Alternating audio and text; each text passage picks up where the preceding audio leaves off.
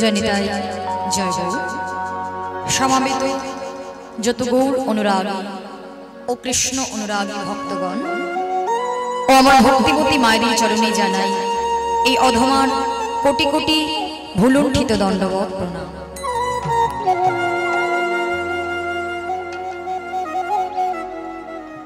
আজ এই প্রাঙ্গণে রাস পূর্ণিমা উপলক্ষে যে মহতি হরিবাসের আয়োজন করা হয়েছে,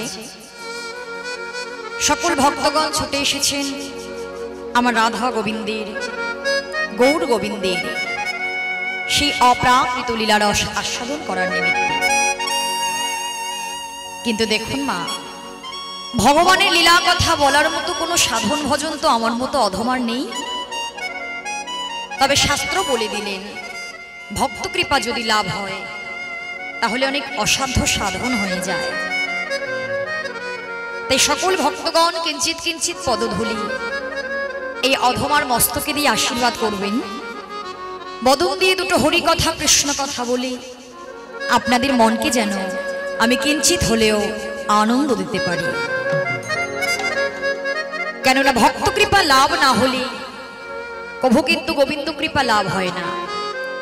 তাই আজ আমরা যে লীলাটি আস্বাদন করব, লীলাটি হলো বৃন্দাবন লীলা, আমার শ্রীমতী রাধা রানীর কলঙ্ক মোচন। লীলা পরিবেশনে অনেক ভুল ত্রুটি দেখা দেবে, সকলে নিজ গুণে নিজ নিজ সন্তান মনে করে সকলে ক্ষমা করবে। আজ সচিরনন্দন গৌরাঙ্গ মহাপ্রভু, অগতির গতি গৌরাঙ্গ মহাপ্রভু, সেই গৌরাঙ্গ মহাপ্রভুর আজকে সারা নিশি জাগরণ করে পুরাভাবে বিভাবিত হয়ে গৌর হরি গদাধরের গলাটি জড়ায় ধরে জয় রাধে শ্রী রাধে বলে কাঁদছে। মহাপ্রভু যখন জয় রাধে শ্রী রাধে বলে কাঁদছে, গদাধর প্রভু গৌর হরির চরণ তলে নিবেদন করে বললেন, হে গৌর সুন্দর, তোমার কি হয়েছে প্রভু? তোমার কি হয়েছে আমায় একবার খুলে বলো। তোমার আজ আখি যুগল কেন এমন অরিয়ন হয়েছে? আজ তুমি কেন কাঁদছো? তুমি যদি তোমার মনের কথা আমায় খুলে না বলো, আমি কেমন ভাবে বুঝবো প্রভু? বলো না গো, তোমার কি হয়েছে? তাহলে দেখুন মা, আজকে মহাপ্রভু রাধা ভাবে বিভাবিত হয়ে গৌরাঙ্গ মহাপ্রভু কাঁদছে। তা গৌর হরি কখনো কৃষ্ণ কৃষ্ণ বলে কাঁদে, যখন কৃষ্ণ ভাবের ভাবে বিভাবিত হয় কৃষ্ণ ভাবে কাঁদে, রাধা ভাবের ভাবে বিভাবিত হয়ে কাঁদে, আবার ভক্ত ভাবের ভাবে বিভাবিত হয়েও কাঁদে। তাহলে এই যে গৌরাঙ্গ মহাপ্রভু মা, এই গৌর হরি শ্রীধাম নদিয়ায় নবদ্বীপের মাটিতে অবতীর্ণ হয়েছিলেন আমাদের মতো কলির জ্ঞানন্ধ কামন্ধ পাপন্ধ জীবের কথা ভেবে, তাই তো? তাহলে এই গৌর হরিকে রাধা কৃষ্ণের মিলিত তনু গৌরাঙ্গ মহাপ্রভু। গৌর হরি হলেন আমাদের এই কলি যুগে কলি জীবের ভগবান। তবে ভগবান এই কলি যুগে নদিয়ায় নবদ্বীপের মাটিতে নেমে এলেন। কোন রূপে নেমে এলেন মা? তিনি কি ভগবান রূপে নেমে এসেছেন বাবা? না, তিনি তো ভক্ত রূপে ভক্তের মাঝে এসে অবতীর্ণ হয়েছেন, তাই না? কিন্তু কেন? যে ভগবান ছিলেন কিনা সেই গোলকে সুখ ঐশ্বর্যে পরিপূর্ণ, সেই গোলকের ভগবান গোলক ছেড়ে এই ধরাধামে কেনই বা নেমে এলেন? আর নেমে এসে ভক্ত রূপে ভক্ত মাঝেই কেন নেমে এলেন? সে নিজে কৃষ্ণ হয়ে কেন ধুলায় গড়াগড়ি দিয়ে কাঁদলেন? যে নাকি নিজেই কৃষ্ণ, সে কৃষ্ণ কৃষ্ণ বলে ধুলায় গড়াগড়ি দিয়ে কাজ। কারণ কি গো, কে গৌরহরিকে বলেছিল প্রভু এটা হলো কলিযুগ, আর এই কলিযুগের মাটিতে তোমাকে নামতেই হবে। কলিযুগের মাটিতে তুমি যদি না নামো এই কলির জীব উদ্ধার হবে না। এরা হচ্ছে জ্ঞানন্ধ কামন্ধ জীব, পাপন্ধ জীব, সাধন শূন্য ভজন শূন্য জীব। তাহলে সাধন শূন্য ভজন শূন্য জীব কোনোভাবেই কি তোমার রাতুল রাঙা চরণ পেতে পারবে না প্রভু? কে বলেছিলেন জানো মা? সেই অপ্রাকৃত মহারাস লীলা, যিনি নাকি নিজের নয়নে দর্শন করতে পারেনি। তিনি কে? দেবাদিদেব মহাদেব ভোলানাথ। ভোলানাথ যখন রাধা গোবিন্দের এই অপ্রাকৃত মহারাস লীলা নিজের নয়নে দর্শন করতে পারলেন না বৃন্দাবনে, ভগবানকে বলেছিলেন দেখো গোবিন্দ, আজকে যে রাসলীলা আমি নিজের নয়নে দর্শন করতে পারলাম না, আজকে তোমার সামনে দাঁড়িয়ে আমি কথা দিলাম, প্রতিজ্ঞা করলাম, এই রাসলীলা আমি একদিন ব্রজ থেকে বের করে প্রত্যেকটা জীবের দাঁড়িয়ে দাঁড়িয়ে ঘরে ঘরে বিতরণ করে দেব। নিতাই প্রত্যেকটা জীবের দাঁড়িয়ে দাঁড়িয়ে ঘরে ঘরে বিতরণ করে দেব। তাহলে ভোলানাথকে শাস্ত্র বলছে ভোলানাথ হচ্ছে পরম বৈষ্ণব। শ্রীমদ্ ভাগবত গীতা বলছে নিম্ন গানাং যথা গঙ্গা দেবানাং অচ্যুত যথা, আর বৈষ্ণবানাং তথা শম্ভু পুরাণাম ইদং তথা। নদীদের মধ্যে শ্রেষ্ঠ হলো গঙ্গা নদী, দেবতাদের মধ্যে শ্রেষ্ঠ কে? ভগবান বিষ্ণু। বৈষ্ণবানাং তথা শম্ভু, বৈষ্ণবদের মধ্যে শ্রেষ্ঠ হলেন দেবাদিদেব মহাদেব। আর 18টা পুরাণের মধ্যে শ্রীমদ্ ভাগবত গীতা হচ্ছে আমাদের শ্রেষ্ঠ ধর্মগ্রন্থ। হরি বল হরি বল। তাহলে ভোলানাথ হচ্ছে পরম বৈষ্ণব। শুধু পরম বৈষ্ণব নন, তিনি হচ্ছেন পরমতম ভক্ত। তাহলে দেখুন মা, শাস্ত্র বলছে যদি কোনো ভক্ত ভগবানকে ডাকার মতো ডেকে ভগবানের কাছে যদি কোনো পণ রাখে, ভগবান ভক্তের মনোবাসনা পূর্ণ করাতে যুগে যুগে বাধ্য হয়ে থাকে। তাই সেই ভোলানাথ আমাদের এই নদিয়ায় শান্তিপুরে কে হয়ে এলেন? অদ্বৈত আচার্য প্রভুরূপে। অদ্বৈত আচার্য প্রভুরূপে এসে আমাদের মতো জীবের দশা দর্শন করে বলছে দয়াময়, হে কি এরা তো সব তোমারই জীব, তোমার জীব হয়েও এরা কেন এমন অত্যাচারী, কেন এমন পাপাচারী? এদের নেই কোনো সাধনা, নেই কোনো ভজনা। কিন্তু প্রভু, যদি জীব সাধন ভজনের পথে না যায়, তারা কলিযুগে কেমন করে তোমার চরণ পাবে? আর কেমন ভাবেই বা উদ্ধার হবে এই পাষণ্ড জীব? তুমি আর গোলকে থেকো না দয়াময়, আর গোলকে থেকো না। তোমাকে নেমে আসতে হবে ধরাধামের মাটিতে, কলিযুগে ধরাধামে নেমে আসতেই হবে। কিন্তু ভগবানকে কি আরাধনা না করলে নামানো যায়? ভগবানকে ডাকলেই তো তিনি নেমে আসবে না। নেমে আসবেন? আসবেন না। ভগবানকে যদি নামাতে হয় আরাধনা করতে হবে। আর অদ্বৈত আচার্য প্রভু ভেবেছিলেন আমি কোন উপায়ে, কোন পথে, কোন আরাধনার মধ্য দিয়ে আমি ভগবানকে এই কলির মাটিতে নামাতে পারব। তা দেখুন মা, ভক্তের ইচ্ছাটা, চাওয়া পাওয়াটা যদি সৎ হয় না, ভগবান নিজে সেটা সিদ্ধান্ত করে দেন, ভগবান সেই রাস্তাটা নিজে দেখিয়ে দেন। এর প্রমাণ হলো চৈতন্য চরিতামৃত শ্রীকৃষ্ণ দাস কবিরাজ গোস্বামী। চৈতন্য চরিতামৃতে বলছে কৃষ্ণ বাসাইবে না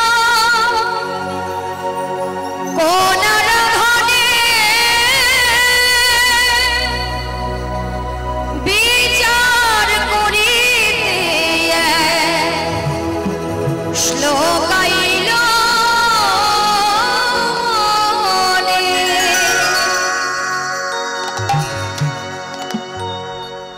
কৃষ্ণবশ হইবেন কোন আরাধনে।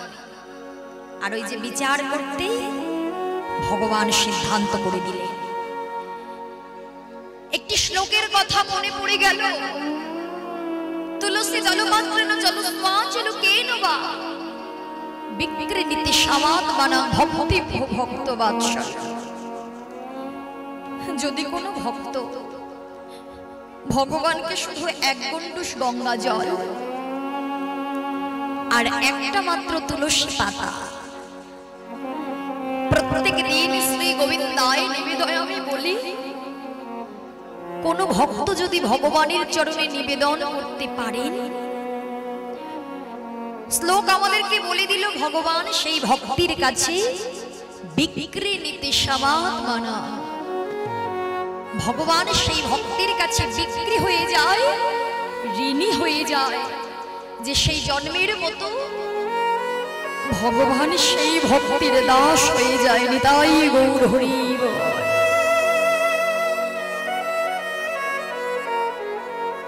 তাই অদ্বৈত আচার্য প্রভু ওই এক গণ্ডুষ গঙ্গা জল আর একটা তুলসী পাতা প্রত্যেক দিন শ্রী গোবিন্দায় নিবেদয়ামি বলি ভগবানের চরণে নিবেদন করেছিল। আর বলেছিল, দয়াময় তুমি যদি আমার কথা শুনতে পাও, যদি এই ভক্তির প্রার্থনা অনুমোদন করে থাকো, তাহলে তোমায় জানাই এই কলিযুগে তুমি ভগবান হয়ে নয়, এই কলিযুগে তোমাকে নামতে হবে ভক্ত রূপে ভক্ত মাঝ। ভক্ত হয়ে নেমে ভক্তদের সঙ্গে মিশতে হবে। তুমি যদি ভগবান হয়ে আসো, তাহলে তুমি আস্বাদন করতে পারবে না ভক্ত কেন কাঁদে, কেন তোমায় ডাকে, তুমি সেই ভক্তি রস প্রেম রস আস্বাদন করতে পারবে না।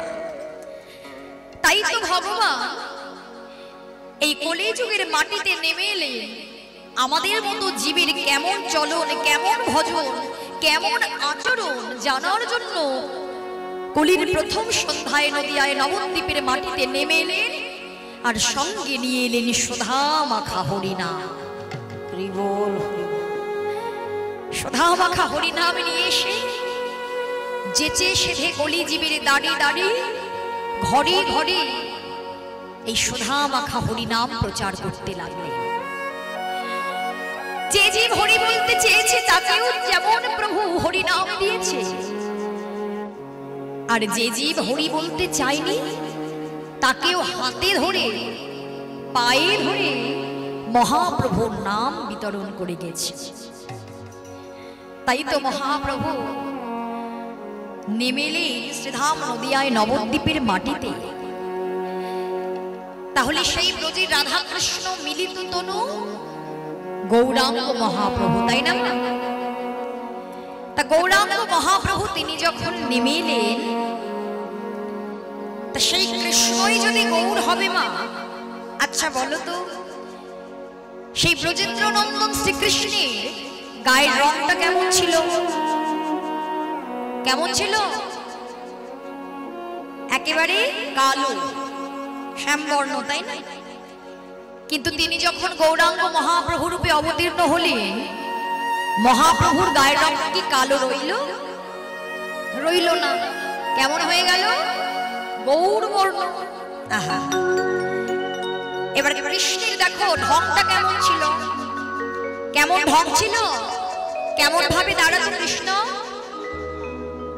বাঁকা হয়ে ত্রিভঙ্গ বঙ্কিম ঠামে, তাই তো? কিন্তু গৌর হরি কি বাঁকা হয়ে দাঁড়ায়? কেমন ভাবে দাঁড়ায়? সোজা হয়ে, তাই না? আহা, এবার বৃন্দাবনের কৃষ্ণ কি খেতে ভালোবাসতো? ক্ষীর, সর, নবনী, ছানা মাখন, কিন্তু গৌরহরি কি সেবা করে, কি খেতে ভালোবাসে, কি খেতে ভালোবাসে? কি গো মা? কচু শাক, মোচার ঘন্ট, থোর, লাবড়া, তাই না? মহাপ্রভু খেতে বড়ই ভালোবাসে। তাহলে দেখো রং ফিরে গেল, ঢং ফিরে গেল, আহারটা পরিবর্তন হলো। এবার বৃন্দাবনের কৃষ্ণের স্বভাব কেমন ছিল বলো? স্বভাব কেমন ছিল? চোর চূড়ামণি না? ব্রজের ঘরে ঘরে নবনী চুরি করে খেয়ে বেড়াতো। কিন্তু যখন এই কলির মাটিতে নামলো, যে ছিল চোর চূড়ামণি, সে হয়ে গেল সাধু গণের শিরোমণি। তার জন্য তিনি কি আলাদা? না, শাস্ত্র বলছে যে কৃষ্ণ সেই গৌর, সেই হলো জগন্নাথ। তাই দেখো দেখো এসেছে ব্রজের বাঁকা কালো সখা, দেখবি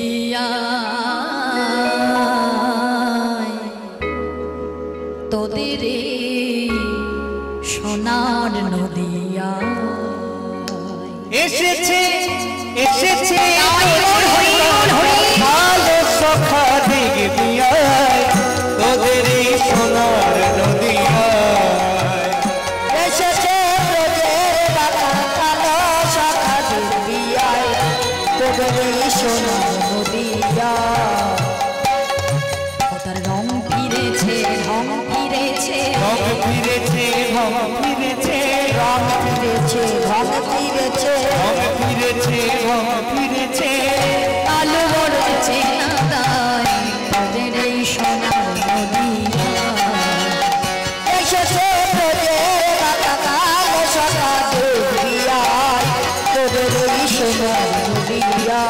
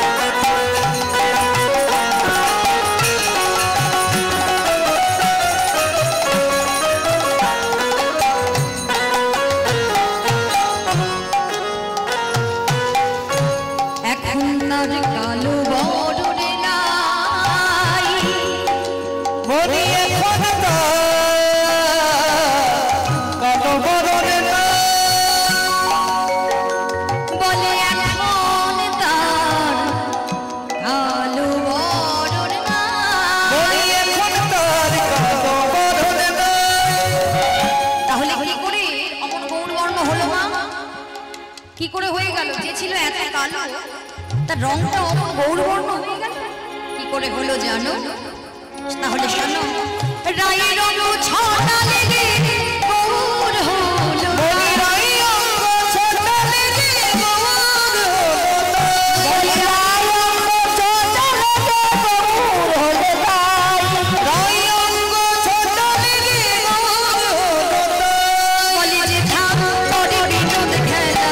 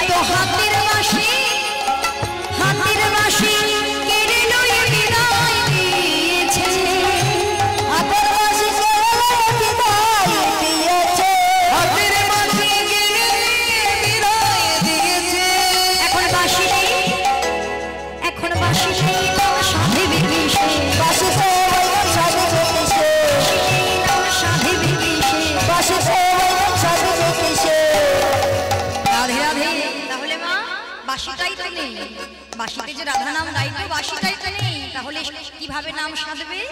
তাই বলছে শোনো শোনো, তাই তো মুখে হরি নাম জিগায় হরি রে সোনার নদিয়া এসেছে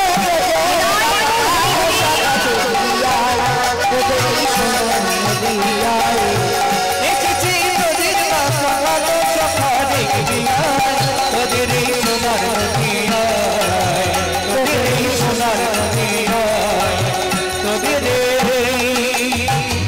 সোনার নদিয়ায়। হরি বল হরি বল।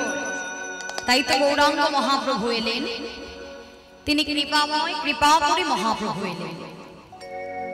তো কৃপা করে এসেছেন ঠিকই, সঙ্গে নিয়ে এসেছেন সুধা মাখা হরিনাম। আমাদের মতো জীবের কথা চিন্তা করি, মহাপ্রভু নিয়ে এলেন সুধা মাখা হরিনাম। নাম নিয়ে এসে ভবসমুদ্রের পার হতে দাঁড়ায়, দুটো বাহু উত্তোলন করে মহাপ্রভু আমাদের মতো জীবগণকে ডাকছে। জীব, ওরে কলির জীব, একবার ছুটে আয়, একবার তোরা ছুটে আয়, বদনে দুটো হরি কথা বল, দুটো কৃষ্ণ কথা বল, একবার সাধু সঙ্গ কর, একবার ভক্ত সঙ্গ কর। আচ্ছা জি, এমন ভাবে আমার আমার আমার বলে আর কতদিন তোমরা পোড়াইবে?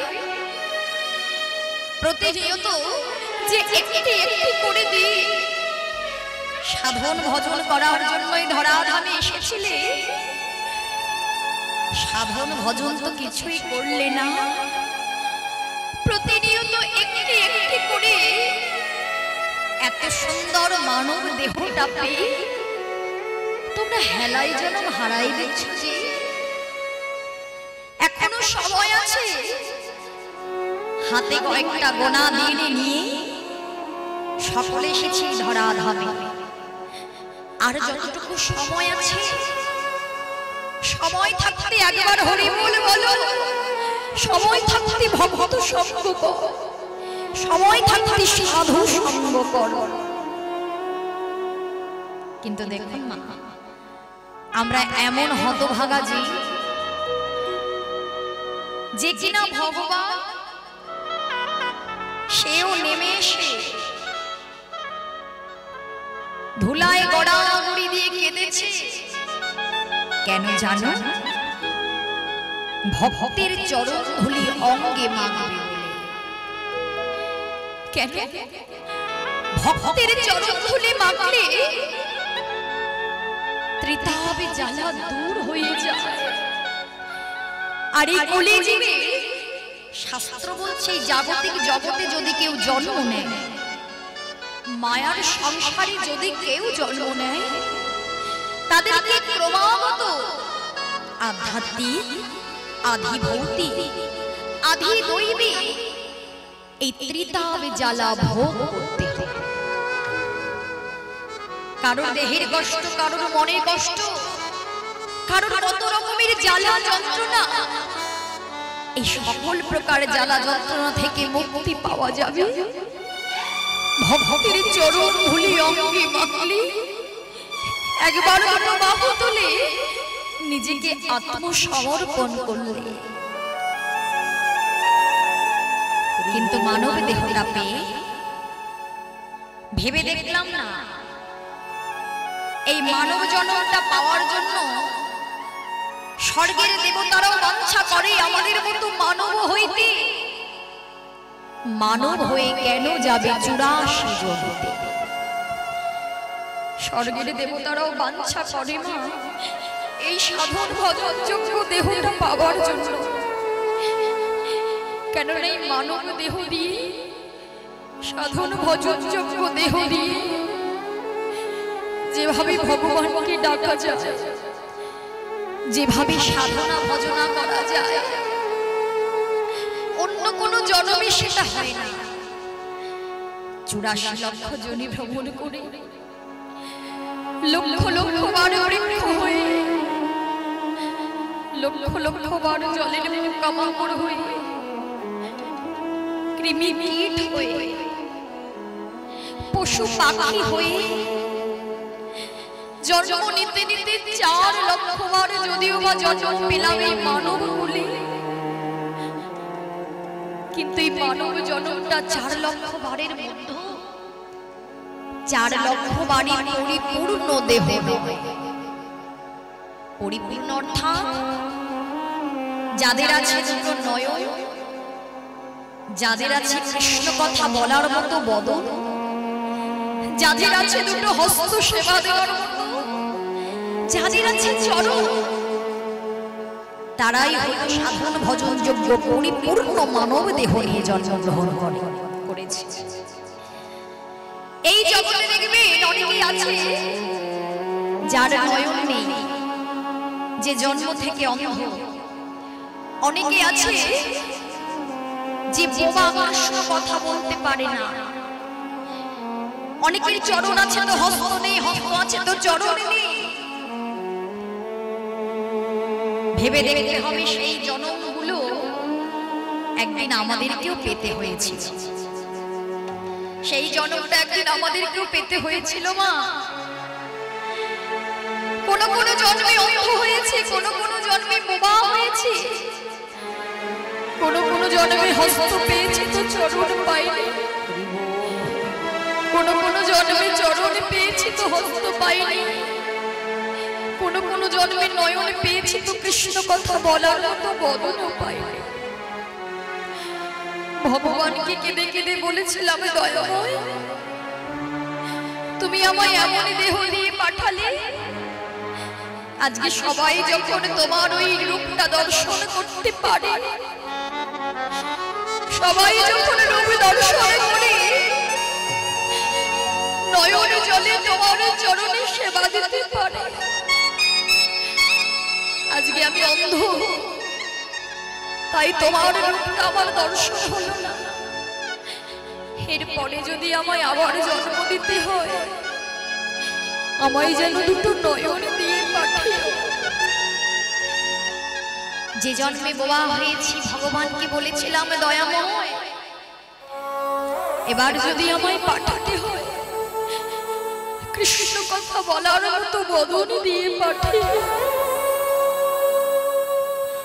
এমন ভাবে প্রভুকে ডাকতে ডাকতে সাধনা করতে করতে যেই সাধন ভজন যোগ্য পরিপূর্ণ দেহটা একবার পেয়ে গেলাম, কৃষ্ণ ভজিবার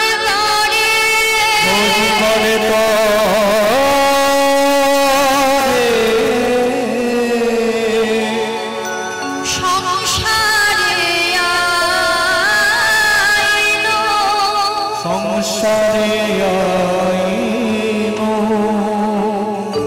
মিছে মায়ায় বদ্ধ হয়ে শুধুই বৃক্ষ সহায়। মিছে মায়ায় বদ্ধ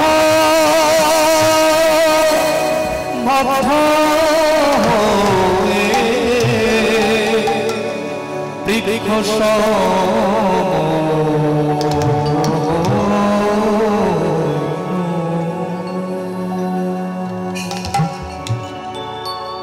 সাধন ভজন করার জন্য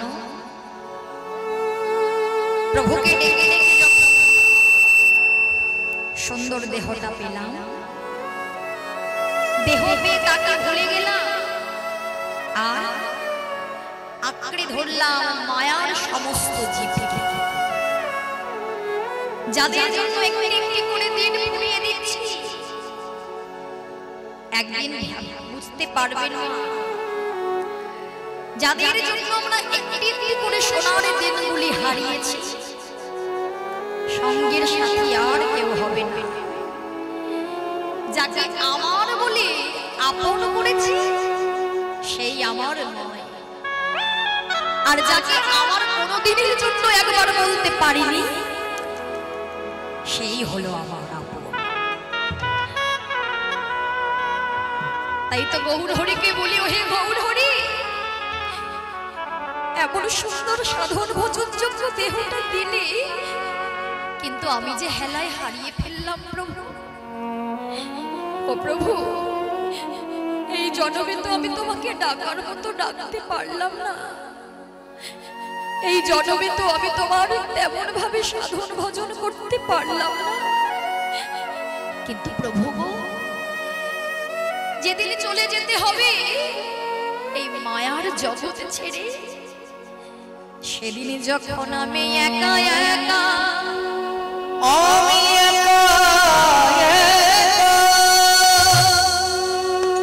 যখন ভব নদীর কূলে গিয়ে দাঁড়াইব, কুলে গিয়ে দাঁড়াইব,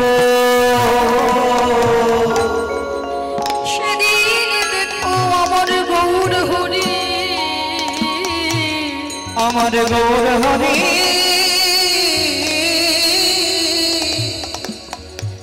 সেদিনে যেন এই অভাগাকে হাত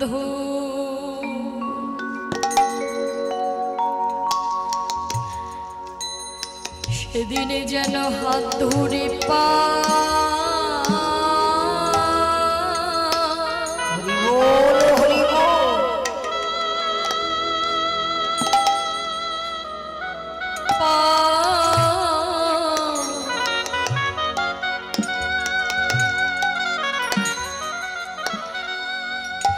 তুমি করে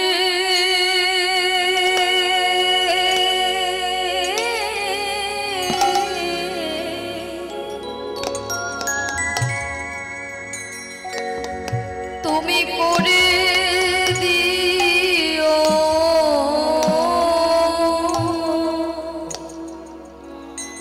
ওহে গৌর হরি, সেদিন হাত ধরে পা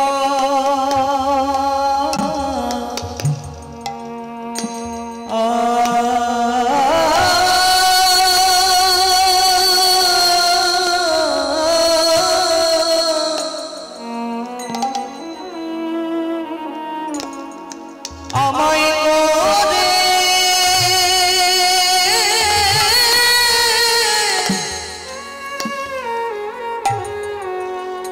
করে নিও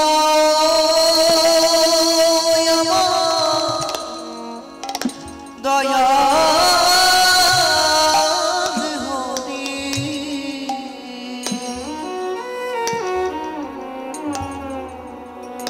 যেদিন আমার আপন বলতে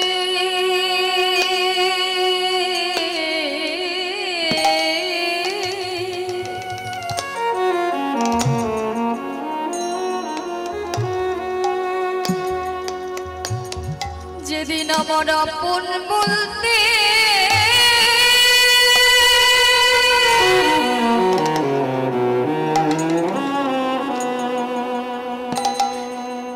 আপন বলতে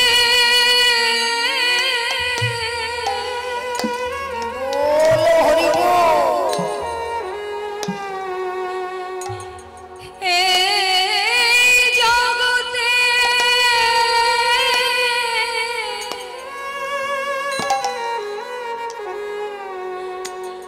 আমার কেউ না,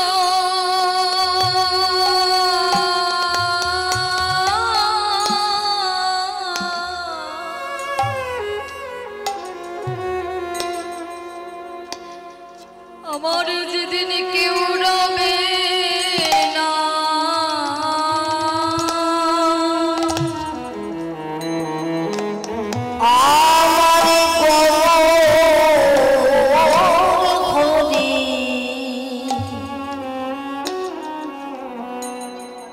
সেদিন হাত ধরে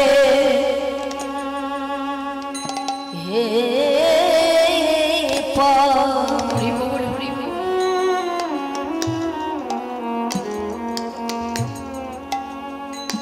পারে করে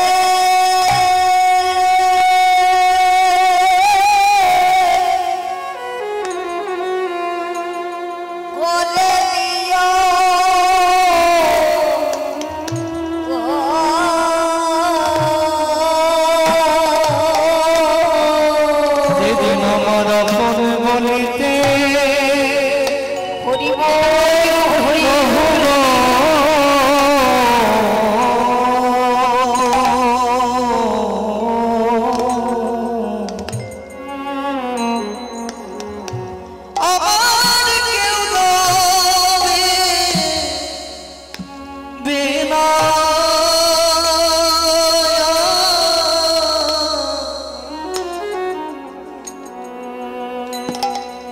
সেদিন হাত ধরে পা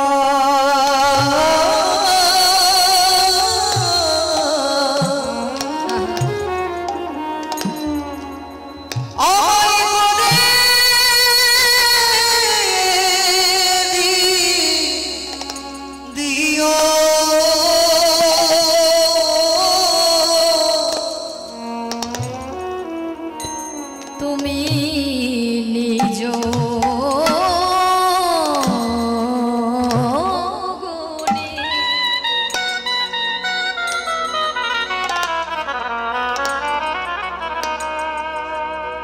সেদিন যেন আমায় কৃপা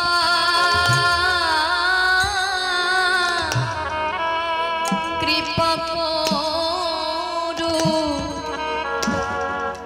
তুমি ছাড়া শেষের দিনে গতি কিবা হবে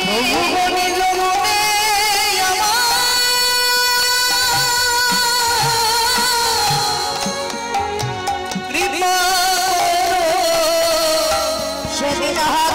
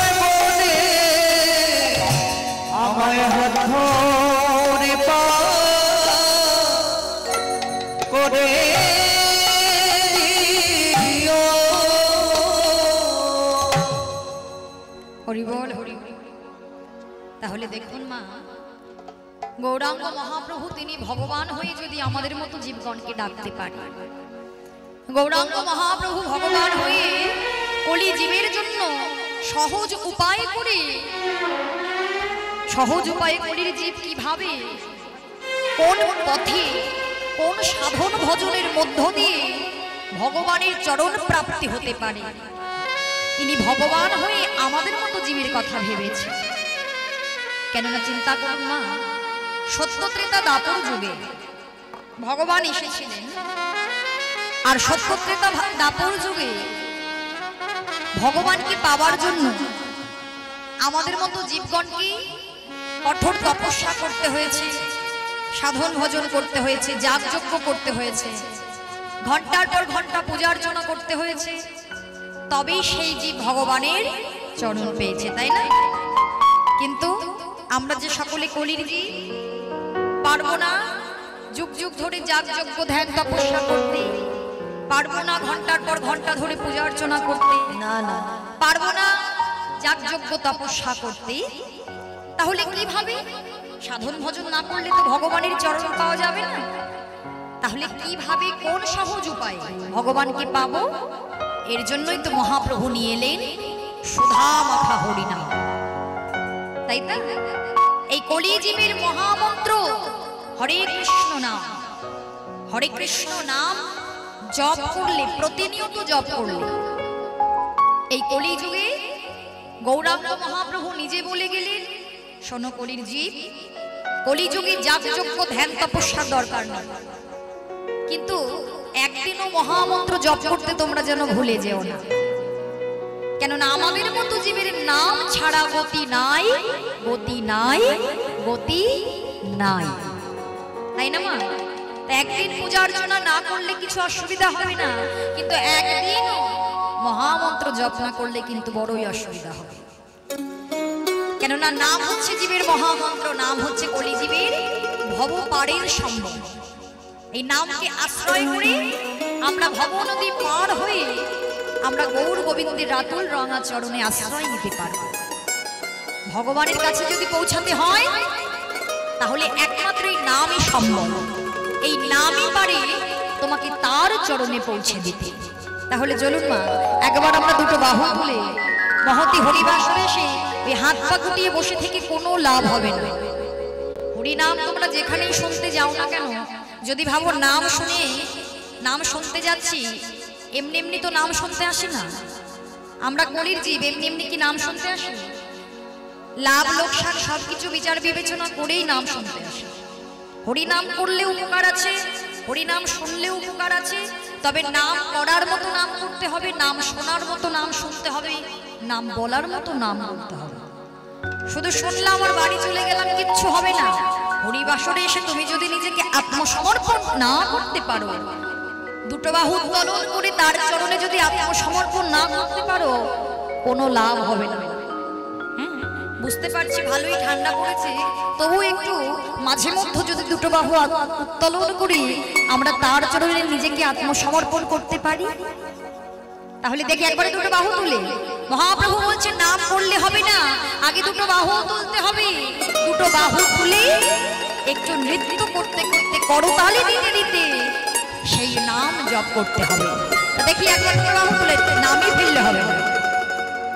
কৃপা পাওয়া তো সহজ ব্যাপার না, কৃপা পেতে গেলে একটু কষ্ট করতে হবে। একটু হাত উত্তোলন করে,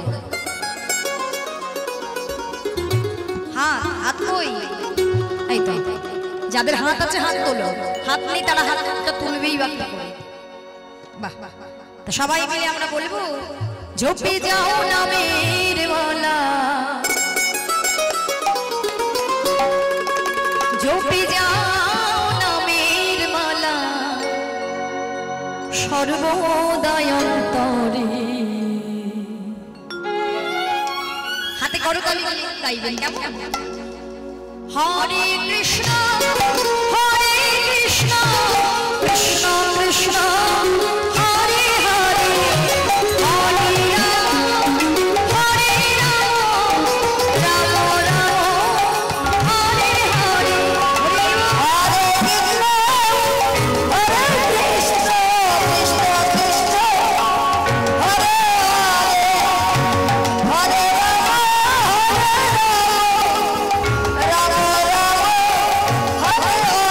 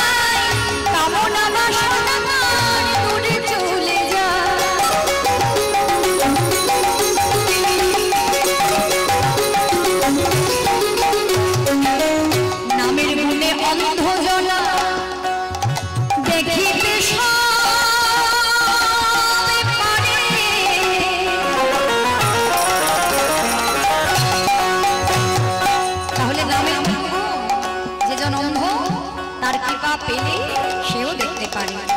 নামের গুণে অন্ধজনা দেখিতে সবে পারে, ও নামের গুণে ঘোড়া নাকি, নামের গুণে ঘোড়া নাকি, নামের গুণে ঘোড়া নাকি, নামের গুণে ঘোড়া নাকি লঙ্ঘন করে।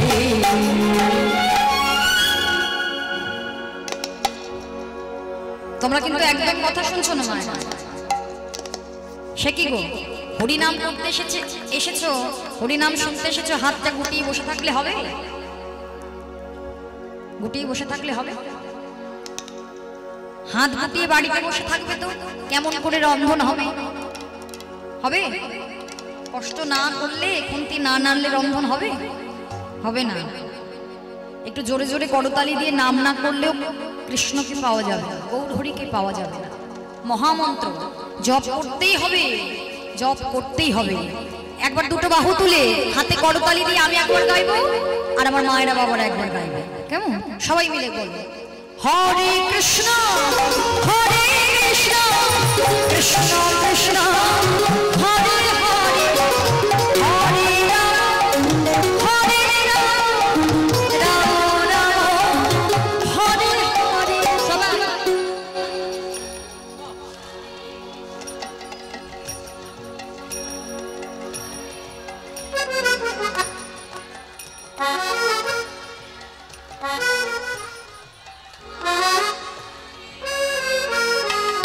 হলো কিন্তু এই যে ওনারা কৃষ্ণ নাম করবেন না বলে একেবারে প্রতিজ্ঞা করে বসে আছেন, কেমন?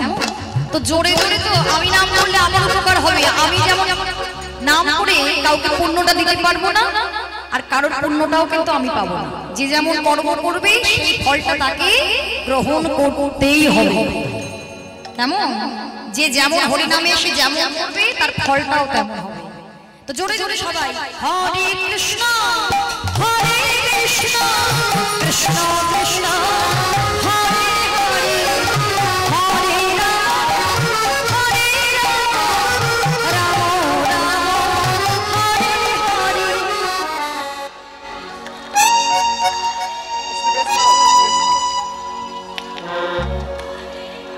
বাহ,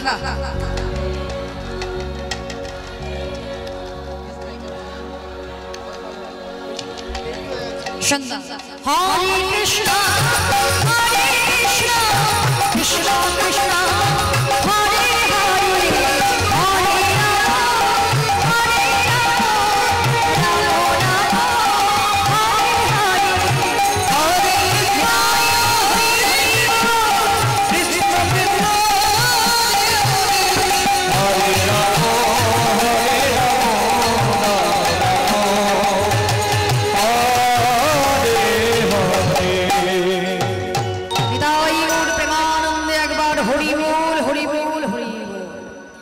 এই মহামন্ত্র দিনান্তে একবার হলেও গৃহে থেকেও আমাদেরকে সেই নাম জপ করতে হবে।